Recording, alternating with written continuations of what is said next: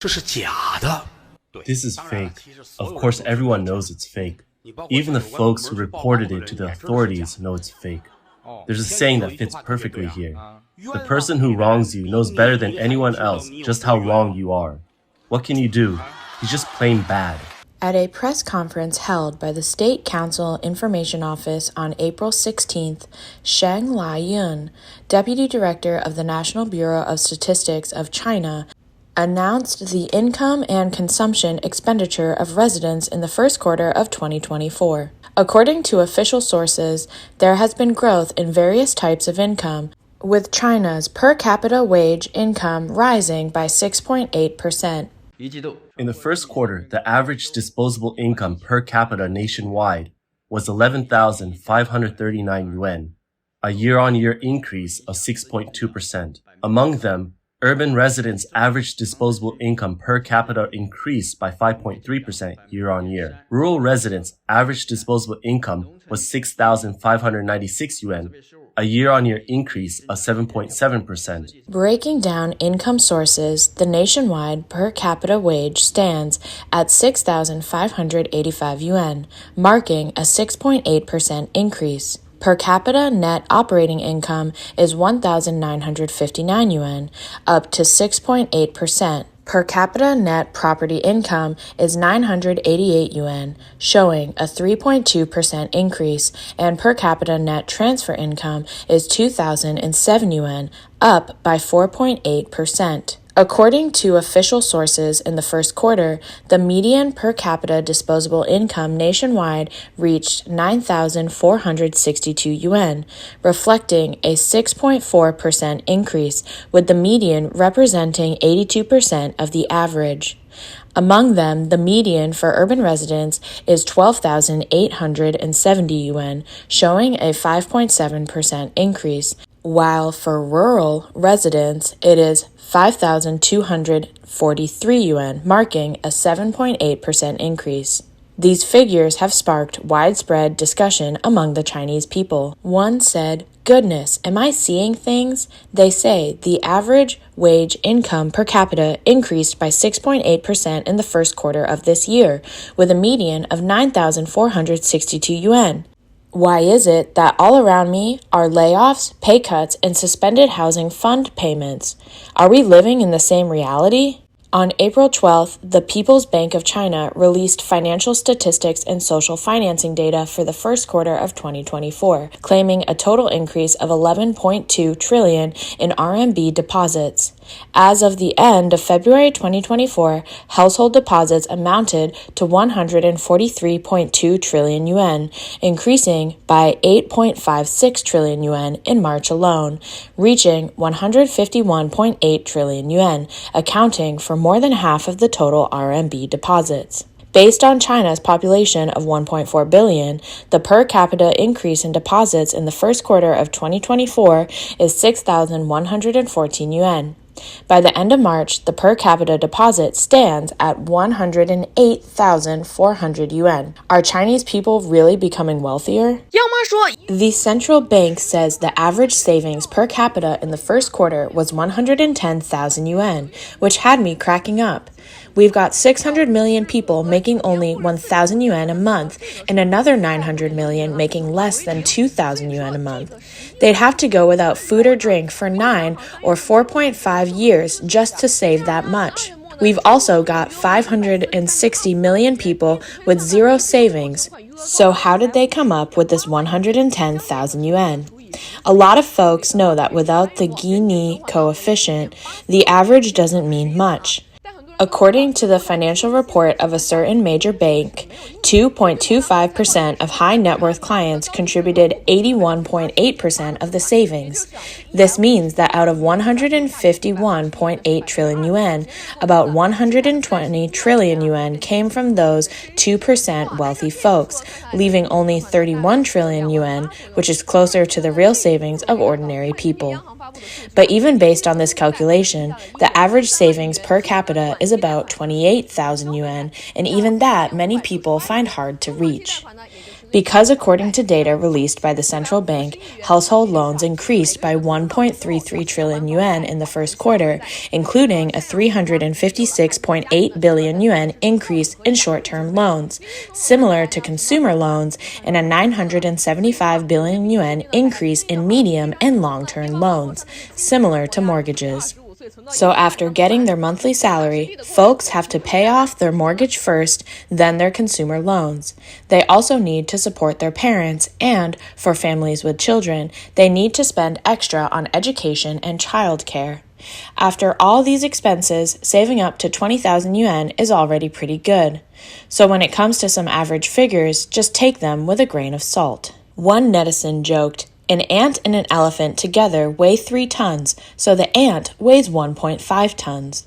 So was the Chinese economy as beautiful in the first quarter as the statistics suggest? Economic blogger Lao Man conducted a statistical analysis. His conclusion, in the first quarter, the Chinese economy in fact suffered a visible collapse. Lao Man pointed out that the Chinese government proudly announced a year-to-year GDP growth rate of 5.3% in the first quarter, indicating not just a slight improvement, but a significant one, almost to the point of the economy being overheated, as if they needed measures to cool it down. In January 2023, China was in the midst of a severe COVID outbreak, with everyone running fevers and fever-reducing medicine in short supply, bringing the entire society to a standstill. Therefore, this year, compared to last year, an entire extra month of economic activity was added in the first quarter.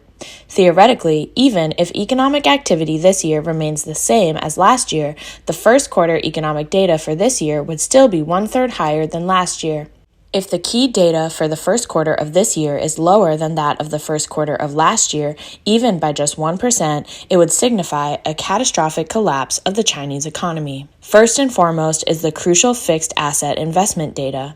In the first quarter of this year, fixed asset investment amounted to exactly 10 trillion yuan, down by 6.7% compared to the same period last year, which was 10.73 billion yuan. Lao Man emphasized that with such raw data at hand, it is unbelievable that the National Bureau of Statistics boldly declared a year-on-year growth rate of 4.9% for fixed asset investment. Subcategories of fixed asset investment, including industrial investment in the secondary sector, real estate development investment, and private investment, are all in a state of contraction. What's troubling is that the contraction in fixed asset investment is showing a monthly escalation. As of the end of February, it was 5.1%, increasing to a 6.7% contraction by the first quarter. Given this trend, the contraction in fixed asset investment this year is bound to catch up with last year's level of 12%, without any doubt. The essence of the Chinese economy is fundamentally investment-driven. Without investment, the entire economic cycle cannot be sustained, and the chain of economic operation would be severed. With investment faltering, GDP growth cannot turn positive. Next, examining the foreign trade data according to customs statistics, China's trade surplus for the first quarter of this year amounted to 183.7 billion US dollars, down by 10.3% compared to the first quarter of last year, which recorded 204.7 billion US dollars.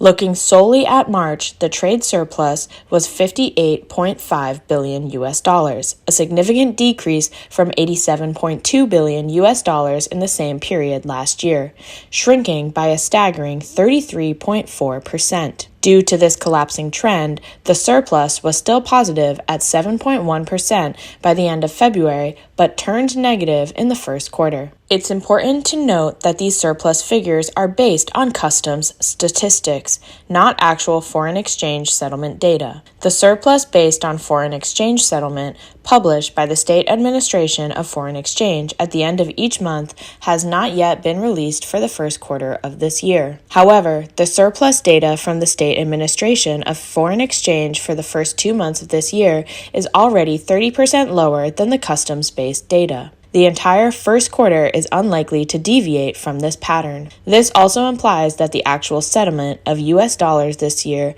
will also see a collapsing trend, as evidenced by significant declines in both investment and surplus data. Moving on to the third component, consumption. In January last year, the entire country was grappling with the COVID outbreak, which had the greatest impact on consumption. Therefore, the first quarter consumption data for this year should have seen a significant increase. However, the data paints a dismal picture. Here, we mainly focus on the operational data reported directly to the Statistics Bureau by large-scale businesses. The consumption of large-scale businesses in the first quarter of this year amounted to 4.55 trillion yuan, compared to 4.37 trillion in the same period last year, representing a meager increase of only 3.1%. This minimal increase is far from compensating for the economic standstill in January last year, although the National Bureau of Statistics boldly announced a growth rate of 5.2%. Even more troublesome is the figure for March alone, with online unit consumption totaling only 1.554 trillion yuan, up by a mere 0.5% compared to 1.546 trillion yuan in March last year, whereas the growth rate announced by the National Bureau of Statistics is 2.6%. Consumption data consists of two parts, catering and retail sales of goods. Let's take a look at online retail sales data. The online retail sales in the first quarter of this year amounted to 1.436 trillion yuan. In contrast, the data for the first quarter of last year was 1.438 trillion yuan, indicating a 0.1% decline in online retail sales.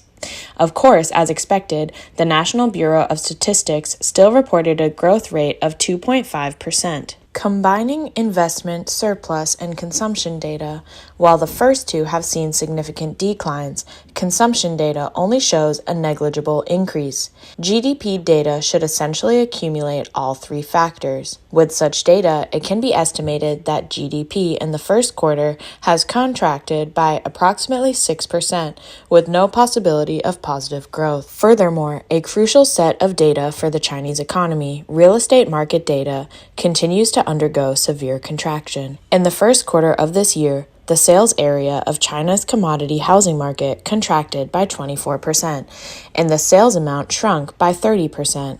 This also means that all official attempts to promote the recovery of the real estate market have failed. Real estate is the foundation of China's financial industry, with all credit built on it. The drastic contraction of the real estate market implies that the financial industry is gradually losing vitality. Therefore, the proportion of liquid funds in China's first quarter continues to shrink to 22.5%. M2 reports the total amount of money in circulation, while M1 refers to demand deposits that can be withdrawn at any time, also known as liquid funds within the entire monetary system. The ratio of M1 to M2, also known as the proportion of liquid funds, indicates the level of financial activity. The proportion of liquid funds in Europe and the United States generally exceeds 80%. In comparison, China's proportion of liquid funds is sharply declining, dropping by 0.78 percentage points in the first quarter of this year, indicating a decreasing level of liquidity, with funds unable to enter the circulation field. This also means that the phenomenon of capital idling in China in the first quarter has become more severe, with funds oscillating between banks and local governments. The result is continuous borrowing and repayment by local government. Funds are idling in this debt game, regardless of how many trillions the central bank prints. They simply do not enter the real economy. Lao Man summarized this as the current state of the Chinese economy. Even with an additional month of economic operation, time in the first quarter compared to last year, there is still a drastic contraction in investment, the trade surplus, and only a barely positive consumption. At the same time, the Chinese real estate market is still in a severe downturn, and the financial system has fallen into a state of capital idling. Overall, the Chinese economy is in a state of collapse, with the speed of collapse more intense than in any previous year. Macroeconomic data may seem dry, so let's listen to the first-hand experience of a small shop owner who has been running a grocery store for 16 years. 如今老百姓的生活过得怎么样？ So what is life really like for ordinary folks? Do they have any money in their pockets? Just look at the current consumption situation and you'll know. As someone who's been running a grocery store for 16 years, I want to share some data with you. Some people say big supermarkets haven't said anything. What's there for you to say as a small grocery store owner?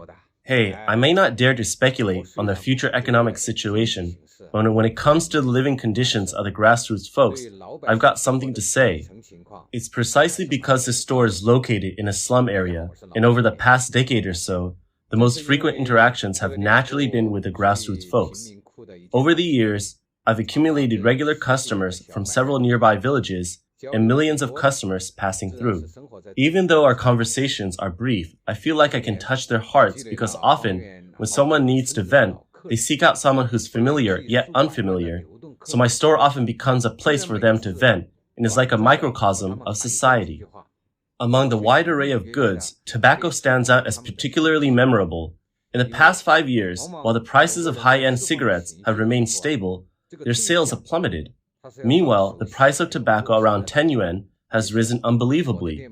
Over the past 5 years, it has increased by more than 40%. For example, the popular Bai Sha brand went from 6 to 10 yuan, while the premium Bai Sha jumped from 9 to 13 yuan. Compared to the rise in wages and other prices, tobacco is undoubtedly the top performer. Why are low-quality cigarettes so sought after? I think everyone has the same answer in mind. It must be because people are strapped for cash, which is why tobacco at this price point is selling like hotcakes and experiencing price hikes.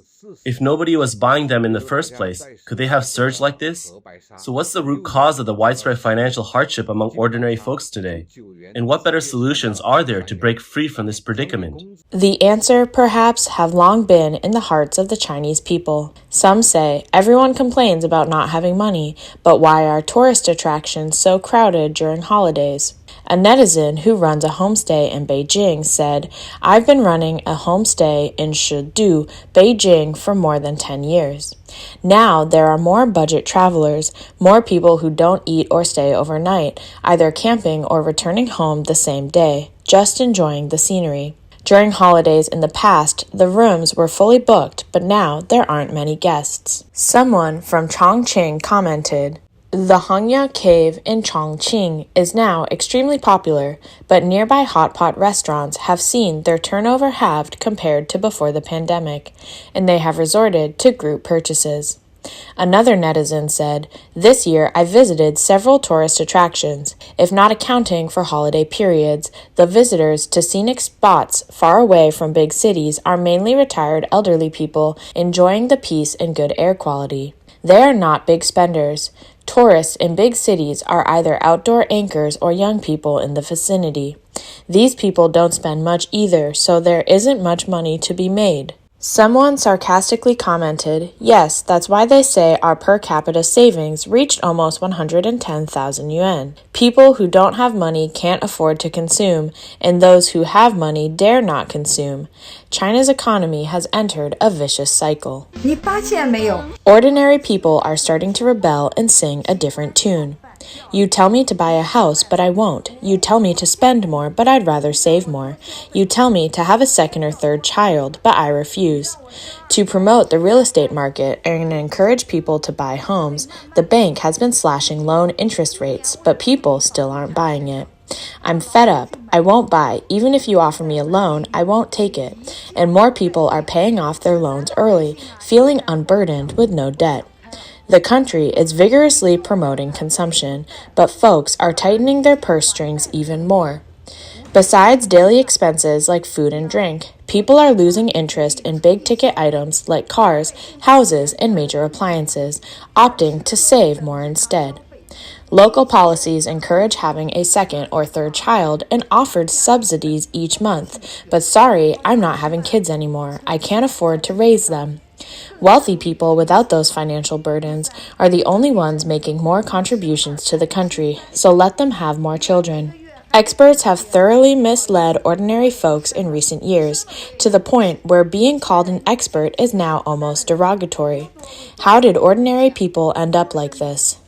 Many netizens answered this question and said, because they're poor. You ask me to consume, but I can't afford to. The housing prices are so high, education fees are so expensive, medical treatment is so expensive, even meals are so expensive. When you are unemployed with no income, you still have to pay the mortgage, raise children, and seek medical treatment. Just staying alive is considered lucky, so how can we think about consumption? In fact, China's economy has long been in trouble. As early as 2022, there have been news of wage reductions and suspensions. Radio Free Asia reported on September 5, 2023, that the Chinese government is financially tight, with government employees in Nanjing, Tianjin, Shandong, and other places having their salaries cut again after a reduction in 2022, and even retirees in Jilin having their pensions suspended. Some governments even borrow money from temples. On overseas social media, news of salary cuts and delays has been circulating in recent years, involving various industries such as government officials and teachers. On February 28, 2023, some employees of China Post's Harbin branch protested for unpaid wages in front of the company, chanting, "Malicious pay cuts unacceptable. China Post owe money but don't pay." On March 1st, 2023, more than 30 employees protested against unpaid wages in front of the Tax Bureau building in Shenzhen City, Jiangsu Province, holding up blank papers and banners. On August 16, 2023, drivers of public buses in Tai'an, Shandong Province, went on strike to protest being owed nearly 5 months' salary. As we entered 2024, news of salary cuts and delays became even more frequent. Employees of the Puyang radio and television station in Henan Province held rallies and protests demanding payment of overdue wages. On February 4th, a large number of sanitation workers from Xiayi County, Shangqiu, Henan Province, went to the local government to demand payment of wages owed for up to 13 months. On social media, examples of workers and migrant workers demanding wages are countless. However, in official Chinese media, the situation is always portrayed as rosy, with people living happily. Just 2 months ago, against the backdrop of a bleak housing market and stock market, Chinese state media hyped Chinese people have saved 58.24 trillion yuan in 4 years. However, this data has also been ridiculed and doubted by many with the following comments. Is this data a bit fake? I've been working for more than 10 years and I haven't saved a penny. I'm lagging behind. I haven't saved a penny and I've contributed to huge losses. These are saved by China's wealthy. Ordinary people don't have any. Look how much debt I have. One netizen summed it up. 1. Ordinary people haven't saved that much. 2. What's the point? The rich have saved billions, while the poor have saved only a few dollars. 3. This must have been averaged out. 4. So have we now been stripped of citizenship? China expert Wang He said that excluding the possibility of official data falsification, the sharp increase in resident savings is not a good thing in the current political and economic environment. Firstly, it indicates that in the 3 years of the epidemic, China's wealth gap has widened sharply, and the middle class has been severely hit. The increase in resident savings actually does not reflect an increase in ordinary people's money. According to official data in 2023, the wage income of Chinese people was lower than their consumption expenditure. This indicates that from a per capita perspective, relying solely on wages, personal consumption cannot be sustained. The increase in savings is definitely from a small group of the super rich. The increase in household savings also indicates another major problem. That is, people are unwilling to invest and consume. People who want to consume can't afford to consume, and those who have money are not willing to consume. The entire structure of Chinese society is shaped like an inverted T, with few middle class, few top wealthy, and the vast majority are low-income population. Most people do not have sufficient consumption capacity, so a rise in domestic demand is impossible. The former chief compliance officer of a Chinese asset management company, Liang Xiaohua, told the media that official Chinese data is unreliable. He said, In recent years, the unemployment rate has risen sharply. Many companies have closed down, including a large number of foreign trade and platform companies laying off employees. Many people have no jobs, and it should be a process of declining savings. Now, official numbers says that the savings have increased significantly in 2022 and 2023, which is unreasonable. Liang said that the political and economic environment in China is not good, and there is data showing that since the beginning of this year, more and more people have been leaving China for the United States, and everyone is voting with their feet. He said, I saw a few people coming over in groups a few days ago to apply for investment immigration. Whether they are relatively wealthy middle class, high earners above the middle class, or relatively low income people, everyone is trying to escape.